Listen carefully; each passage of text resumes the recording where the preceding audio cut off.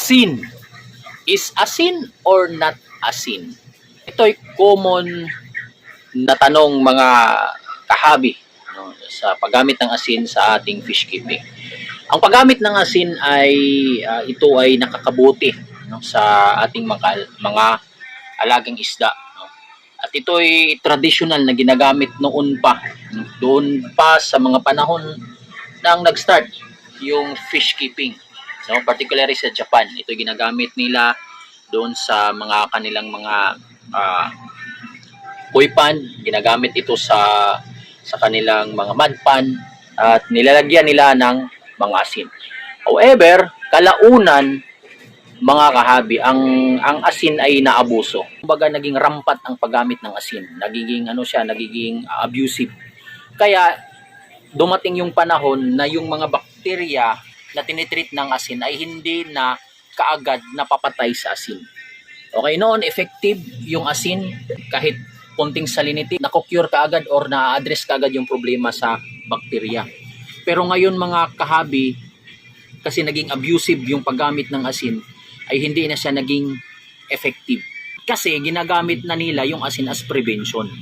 Yung mga bad bacteria sa tubig natin, sa mga tank, ay naging naging immune sa asin. Ibig sabihin mga kahabi ay kumbaga parang wala ng effect sa kanila. So ang gagawin mo ay i-increase na naman or i-increase mo yung salinity ng salt. Okay? Hanggang na naman magiging immune na naman sila. So hindi na sila matatablan, hindi na siya magiging effective.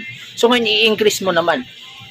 Bear in mind mga kahabi na may limitation po ang mga isda natin when it comes to salinity ng asin. Okay? Kaya as a piece of advice, hindi po kinakailangan natin i-maintain yung asin sa tubig natin kung hindi naman natin talaga kinakailangan. Ang asin ay ginagamit as treatment, not prevention. Kung nagtitreat ka, yes, okay, walang problema. Okay, it's good. Asin, ito yung panimula. Kung hindi na kaya ng asin, ito naman doon papasok yung mga mas malalim na treatment o gagamit ka ng mga ibang chemical o ibang mga gamot para ma-address mo yung problema mo sa iyong mga isda. Okay? Pero as much as possible, kapag hindi po kailangan ng asin ay huwag po nating gamitin to avoid immunity doon sa mga bad bacteria na nandun sa ating pan. Okay? Kasi nga, ang asin ay meron yang anti-parasitic at meron yang antibacterial properties.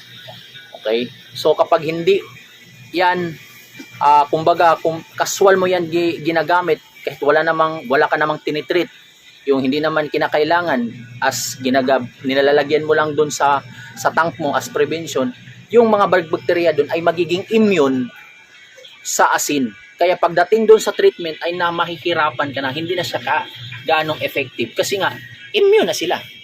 'Di ba? Nagiging casual na nila na nakakasama yung salinity ng asin doon sa tubig. So, yun lang ang tips mga boss.